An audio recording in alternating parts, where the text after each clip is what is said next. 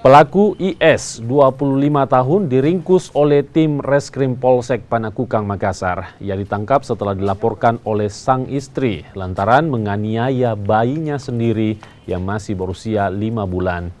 Akibat kejadian ini, sang bayi mengalami luka memar di bagian leher dan langsung divisum di Rumah Sakit Bayangkara, Makassar. Pelaku nekat menganiaya anaknya karena dibawa pengaruh minuman keras. Kasus yang sama juga pernah ia lakukan saat bayinya berusia 3 bulan. Atas perbuatannya, pelaku dikenakan hukuman di atas 5 tahun penjara.